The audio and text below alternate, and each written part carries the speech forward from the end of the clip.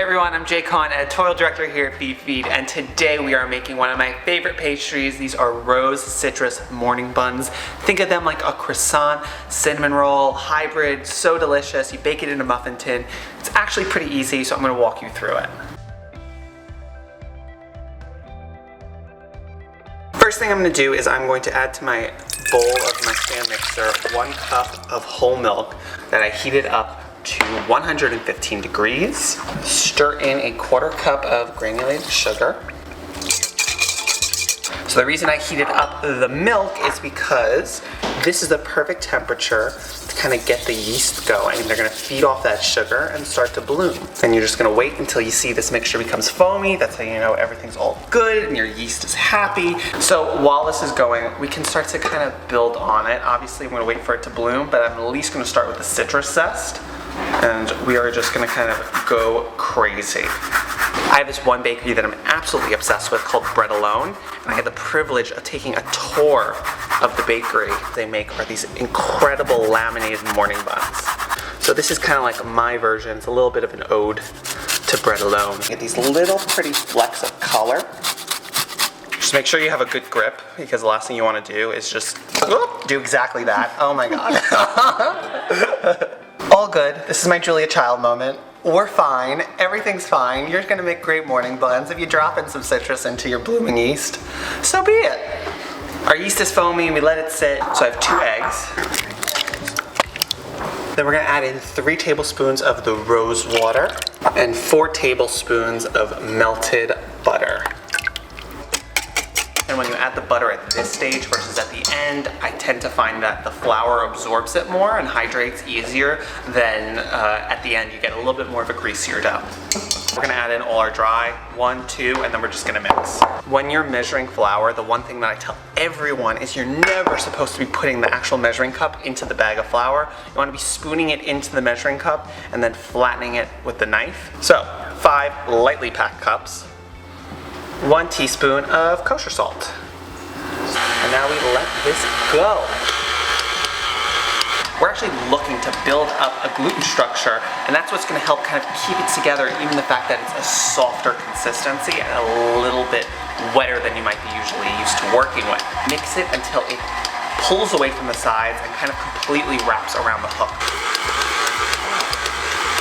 Now it's not tacky. I'm not like pulling away. It's not sticking to my hands. That's how you know it is perfect. We're going to get our dough out here and then just kind of shape it into a ball. As you can see, it's so smooth. That's why you have to let it kind of knead for a good few minutes. A little greased bowl here. I'm gonna pop it in. I put it down, rub it around, just so it gets a little greased up. This will prevent the dough from drying out as you proof it. So we're gonna pop this in a warm place just to proof for about an hour. We want it to double in size, as well as this is gonna let the gluten start to relax, so you have a nice, easy dough to work with as we laminate, fill, roll, do all that fun stuff in a little bit. So we have a box grater here, and I'm just gonna come in and grate our butter. Having a frozen stick makes it so much easier, or else you just kind of be like mashing it as it melts in your hand. All of this beautiful grated butter that we're just gonna kind of sprinkle on top to make our insert. Look at our dough. It grew so beautifully. The whole point of really kind of kneading it well is you have this beautiful gluten structure. You can even kind of come in close and start to see it there. Flour is your friend. You definitely want to kind of go a little liberal. We can always brush off any excess. Flip it over. Look how nice and soft and pillowy. Take a look. We're just gonna punch it down a little bit.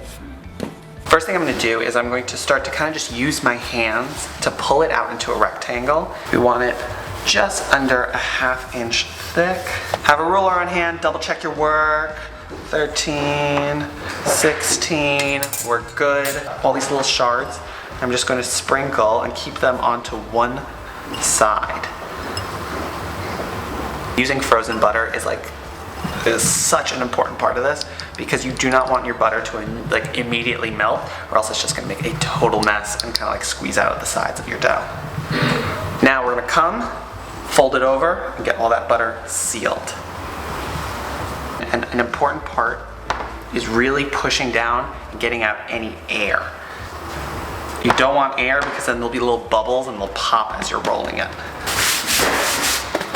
I'm gonna roll this ever so slightly just to get back to that 16 by 13. Two types of folds, a 3-fold and a 4-fold. We're gonna alternate and do 2 3-folds and 2 4-folds. So we're just gonna go boom, boom, done. More flour. Give it a feel. As you can see, this is just like still soft and pliable. I'm gonna flip it over. As I'm doing these folds, I always want to be folding in on these creases. I don't want them on the outside because that kind of increases your chances of the butter starting to seep out. 4-fold is we come in 1/4 of the way to the center and then we just fold it over. 4-fold. Alternating between a 3-fold and a 4-fold is also going to help you get that really nice rectangular shape. Second part of the arm workout. We're there. It took a lot of elbow grease, but we have a beautiful laminated dough. After I did all of my 3 and 4-fold, I took that dough and rolled it out into an 18 by 11 rectangle. And now we have, you guessed it, more butter. I have 1 stick of butter that was softened and I just mixed it up with 1 cup of dark brown sugar. We are just going to smear it all over. I want to leave a bit of a border, about 1/2 inch on the top and bottom, but I do want to go all the way to the ends. Kind of therapeutic. It's one of my favorite things to do just on a Saturday or Sunday is just kind of get in the kitchen, make some yeasted buns. All right, I'm going to start at the bottom and I'm just going to quickly fold it over and give that a little pinch. And there we go.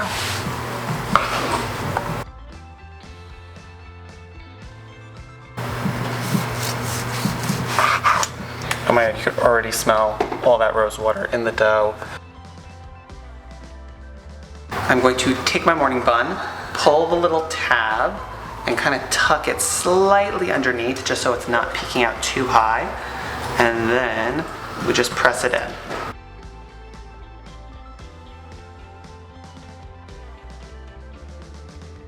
So we're just gonna egg wash them and then throw them in the oven.